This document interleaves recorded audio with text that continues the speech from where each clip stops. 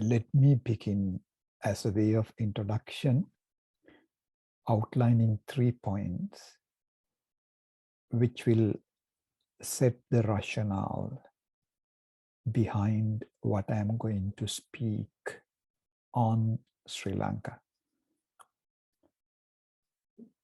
The first point is that militarization as such does not exist. It is always a militarization of a land, of a state. Therefore, we have to make an attempt to understand why that particular land and state have been militarized. Secondly, militarization is an essential part of expansion of the empire. Without military force, empires cannot be built and expanded, and colonizations cannot be achieved. Therefore, militarization, imperialism, and colonialism are inextricably interwoven with one another. Third, when it comes to East Asia and the Pacific, ranging from Hawaii to the Korean Peninsula, there are very visible military bases of the USA. But when it comes to South Asia, that visibility is missing. And there is an assumption that militarization happens only with external military bases. But in South Asia, the military alliances that the US has, particularly with Sri Lanka, is not necessarily through military bases, but through strong structural and military alliances that the US has with the Sri Lankan state against mainly the resisting VEelam Tamils. Now, let me begin with the state of Sri Lanka and how it is deeply structurally connected with the US pivot towards Asia, and how important is the Tamil resistance to militarization and by extension to US hegemony in Asia in the unfolding trade war between the USA and China. For the last 20 years, there have been two kinds of peace on the island. One is a negotiated peace, which started in 2002, and the other is a victor's peace, which started in 2009. The negotiated peace in 2009 is a result of the balance of power between the Sri Lankan state and the Tamil de facto state, built with immense popular support by the liberation tigers of Tamalela. The victor's peace, which was achieved by the Sri Lankan state with the immense support given by the UK-USA axis, and also logistical support by India and by arms sales by China, was achieved with the total dismantling of the Tamil de facto state with a massive human cost. What are the two outcomes of the two kinds of peace? 2002 peace process was a peace with equality. And 2009 so-called peace was a peace based on subjugation of the Tamil people. The 2002 peace process outcome stopped the decades-long oppression and massacre of the Tamils. Literally speaking, it stopped the decades-long genocidal process as clearly argued by the People's Tribunal on Sri Lanka, which was held in Bremen in 2013. And the 2009 military victory outcome resulted in at least 70,000 deaths or over 146,000 people unaccounted for, mainly during the last phase of the war. With the total subjugation of the Tamil people in the north and east, with heightened militarization. This means, in effect, what was stopped by 2002 peace process was again restarted. That is, the ongoing structural genocidal process of the Tamil people, by which the cultural, national, religious identity of the Sinhala state is being imposed on the Tamil homeland. Now, the British filmmaker Callum McRae's No Fire Zone vividly depicts how the last phase of the war unfolded. You can access that film. If you want to watch it, please contact us. How is the 2009 military victory connected with the USA's pivot towards Asia? In fact, the 2009 military victory of the Sri Lankan state over the liberation tigers of the Tamil is an outcome of the USA's pivot towards Asia, which is not seen even by the progressives in the world in that fashion. What exactly is the US pivot towards Asia? In the Marine Corps vision and strategy for 2025, you find that US in 2007 implied that it was seeking a sustained forward presence in the Indian Ocean and Western Pacific, but no longer in the Atlantic. This was mainly to encircle China. And what about South Asia? You can see in the same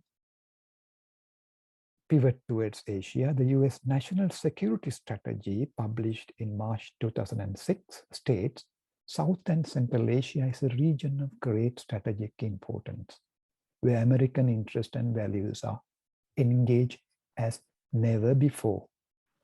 In the region as a whole, the elements of our larger strategy meet, and we must pursue those elements simultaneously, promoting effective democracies and the expansion of free market reforms, diversifying global sources of energy, and enhancing security and winning the war on terror.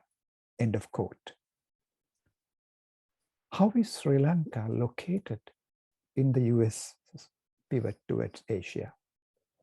Sri Lanka is exactly located in between the Arabian Sea, which borders Hormuz Strait to the west and Malacca Strait and South China Sea.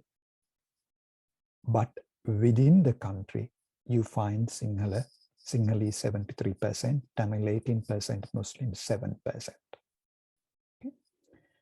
The conflict within the country has to be understood within this broader geopolitical dynamic, mainly driven by the US need to encircle China.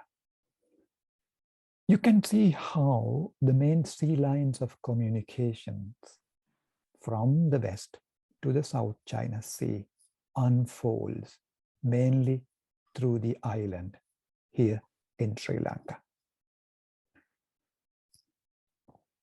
You can see the quadrennial defense review report issued in 2006 states as follows regarding China. China's rapid economic growth and its emergence as a great power is a defining event in the current geopolitical landscape of Asia. In this context, the US has sought to strengthen existing alliances and develop new strategic and defense relationships in the region, while better positioning its regional military capabilities by restructuring and redeploying its forces in the region. Okay, I fast track. This is the extent to which the US has military bases across the world. According to David Wines, the base nation, US has nearly 800 large-scale, small-scale, and medium-scale military bases. If you can kindly let me know, what is this small place circled in green? Can anyone guess? Anyone from Sri Lanka, please? Is that Guam? Guahan? No. It must be Diego Garcia. It is Diego Garcia. It is which is the biggest US base in the Indian Ocean at the moment. Okay. It was formerly a British colony, and people were forcibly evacuated, and later leads to the US military was converted into a super military complex. It was from there Iraq and Afghanistan operations were led. You could see here how important is the island of Lanka. Out of the 4 main sea routes, at least 3, the first one is over the polar routes, which goes through the Baltics and the Arctics and the Russian seas. But the other 3 really run through, 2 run very close to the Sri Lankan waters, and 1 from the Indian Ocean, still very close to the Sri Lankan waters. Now, this is Diego Garcia. At the moment, it has been found out Diego Garcia is logistically small, and the islanders have gone to courts, and there are continuous legal challenges against the US occupation of Diego Garcia. As a result, the US specially seized Trincomalee Harbor, which is in the Tamil areas in the eastern province of the island of Lanka, as a viable alternative. Trincomalee is it's one of the biggest natural harbors in the world, which is about 1,069 meters deep. We say, in a way, if they want to park nuclear submarines targeting China, it is very easy to do so. You don't need to build a new harbor because the harbor is naturally deep enough to do that. Now, this is a leaked map which was published on one of the English dailies in Colombo during the peace process in 2002. This map was more or less made by the US Pacific Command and the Sri Lankan Navy, identifying key LTT areas around the Trincomalee Harbor. Trincomalee is traditionally considered to be part of the Tamil homeland. And by the time of the peace process, the LTTE did not control the harbor, but the surrounding areas were under their political administration. Now, it is within this setting that the 2002 peace process was deliberately dismantled, mainly by the USA axis, in their need to move towards Asia, in their need to encircle China. Now, let me see how the peace process was dismantled. You could see on these two columns, one to the left, one to the right. The European Union was more promoting a negotiated peace based on protection of human rights, based on development aid and trade. There was no military agenda. But the UK and USA had a clear military agenda. Let's see on to the left side. The EU countries joined the ceasefire monitoring mission, whereas the US sends a Hawaii-based naval team to Trincomalee Harbor to prepare the Sri Lankan security forces for a war.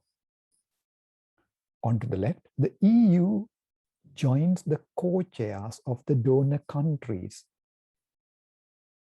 to fund rehabilitation reconstruction as part of the peace process. The US unilaterally decides the key preparatory meeting for development aid in Washington, excluding the LTTE in 2003.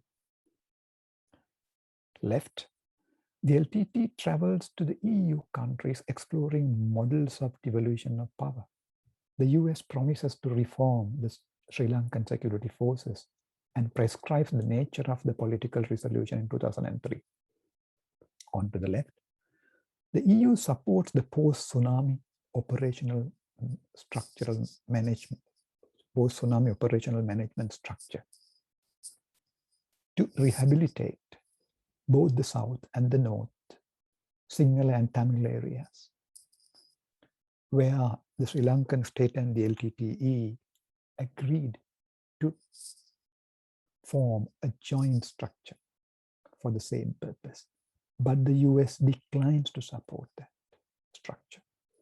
Then the LTTE is banned by the EU under the leadership of the UK due to immense pressure from the USA. This is a public secret now, how the USA put pressure on the EU when the UK was holding the EU chair. Then USA enters into a military agreement with the Sri Lankan state in 2007. And you can see by 2007, in the same year, 1,000 Okinawa-based US Marines arrive in Sri Lanka to train the security forces for the final war. After the war, there is a rhetoric. The state should win peace. That is the talk of every liberal peace builder in the Western Hemisphere. But can a state which wage a war with the same powers that backed it immensely win peace? No. It is impossible. Internationally, the Sri Lankan state does not have a single legal, political, military, economic pressure to change its course of action. It never meant to win the war to bring peace. The sole purpose was to consolidate the Sri Lankan state against the Tamil resistance movement, which demanded their self-determination in the north and east as a result of decades-long collective oppression that they underwent under the Sri Lankan state, which was Sinhala dominated, which was at the inception was cowed by the British colonial rule to make Sri Lanka as an island, as one single state, without which the island cannot be used as a strategic location against the imperial powers. It is that colonial construct which is in our age being continuously used against China, and China also knows it very well and enters into Sri Lanka with immense amount of investments. But The peace process was deliberately dismantled not by China, but by the UK-USA axis. This has to be nuanced, really. So after the war, let me fast track.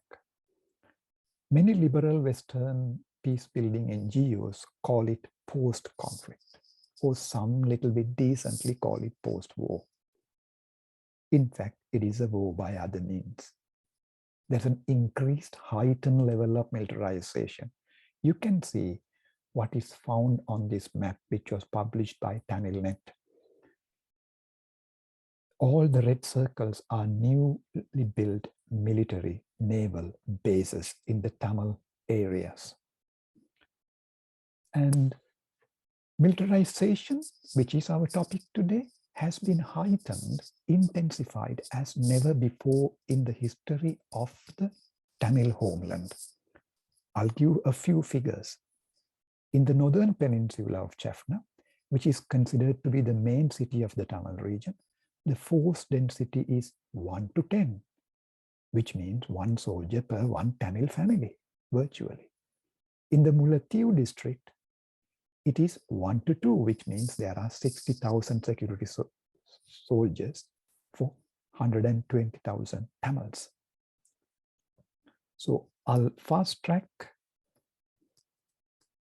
Out of 18,000 square kilometers of total land mass in the north and east, in the Tamil areas, the security forces have occupied at least 8,000 square kilometers as part of post-war reconstruction and military consolidation. Okay. In addition to that, they are engaged in many businesses, okay, with hotels, okay, which would look very attractive to those who see the country as a touristic destination, but deep connections with the military. Perhaps these sites might have been graveyards of many massacred Tamils. And I'm just moving on to an aspect of the war by other means. There's an ambiguity in the word resettlement and return. Resettlement does not necessarily mean people are returning to their original habitat. Resettlements are done sometimes in inhabitable areas when people's original homes have been acquired by the military, Navy, Air Force. Every village in the Tamil homeland has a military camp. And they are like open prisons when you go to certain small villages. These are certain photos that where you can see where military cantonments are being built. Sinhala settlements in the Tamil areas are being built. In addition to that, hundreds of Buddhist shrines, statues, big and small, are being built. This is one significant place where the last phase of the war unfolded, called Mulliyavaikal, where a Buddhist stupa has been built. Now, in addition to that, you can see how USA resumes joint military training with Sri Lankan Navy, and Pacific Angel engages in community development projects since the end of the war. Sri Lankan military structure is being developed by the USA as a significant contributor to ensure the security of the maritime highways. Sri Lankan Navy Marine Corps is enrolled in the US-led RIMPAC military exercises. And despite covert travel restrictions, USSL military training continues. US Indo-Pacific Command in Sri Lanka engages in training the Sri Lankan naval officers. Coming to the end, in 2015, John Kerry visits Sri Lanka, the former Secretary of State. I quote, "This resolution, which means the United Nations Human Rights Resolution on Sri Lanka, which was sponsored initially by the US. This resolution marks an important step toward a credible transitional justice process owned by Sri Lankans and with the support and involvement of the international community. The resolution will help families of the missing find answers about their loved ones, and it lays out a path to provide truth, justice, reparation, and guarantees of non-recurrence that the Sri Lankan people deserve, while safeguarding the reputation of those, including within the military, who conducted themselves with honor and professionalism. 70,000, according to UN estimates, have been massacred. At least 156,000 people are unaccounted for. But on the other hand, the Secretary of State says, whatever happens has to safeguard the reputation of the Sri Lankan military, who fought the war with honor and professionalism. Last January, Mike Pompeo, so as you know, Kerry obviously is a Democrat. Pompeo is a Christian Zionist, okay, a Republican here. He visits Sri Lanka and reiterates and reassures the president, who was the defense secretary in the last phase of the war. A strong sovereign Sri Lanka is a powerful strategic partner for the United States on the world stage. The Chinese Communist Party is a predator. Okay. Now, to come to the conclusion, what about resistance? Despite intensified militarization and continuous surveillance, the collective spirit of the Tamil people has not withered away. It has emerged in many different forms by mothers of sons who were made to disappear, widows whose partners were made to disappear or killed. They come onto the streets. They engage in protests. One of the most recent protests was at least 700 kilometers long from the eastern end to the northern tip. Thousands of people march. It was an interreligious procession where the Tamils, who were Christians, Hindus, and Muslims, joined together, but with their national identity as Tamils. Opposing militarization, land grab, Buddhicization, arrests in the Tamil homeland. This is another protest of the university students protesting against militarization. And there is also an emerging resistance to militarization in the South on a specific matter. The Sri Lankan state is converting one of its defense academies into a university where military training will be essential. And it will be part of the public university system. And the Southern Sinhala university students and teachers have come to the streets to protest against it. One of the specific comments that I can make on this is there is some level of solidarity on the teachers' level between the Tamil and the Sinhala trade unions opposing militarization, both in the north and in the south. Now, this is an image of how the police attacks the Jaffna Tamil University students and dispersing their demonstrations. At the same time, for the last 1.5 years, at least 600 Muslims have been detained without any charges. And there's a growing consciousness emerging amongst the Muslim Tamils and Tamil-speaking Muslims in the country to form a joint front.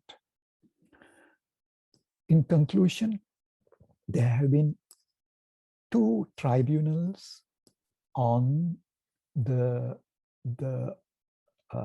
last phase of the war and the entire genocidal process that the Tamil people underwent and are undergoing. One was held in Dublin in 2010, in which the Sri Lankan state was found guilty of war crimes and crimes against humanity. And the USA and UK government and the EU responsible for the breakdown of the 2002 peace process.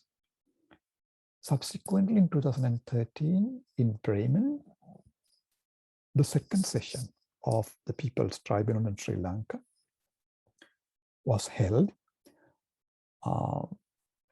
and it found the Sri Lankan state and its security forces guilty of genocide. The USA and UK governments complicit in genocide. And it recognized the Tamils' collective political identity as VEelam Tamil and their right to self-determination as a means of stopping ongoing structural genocide.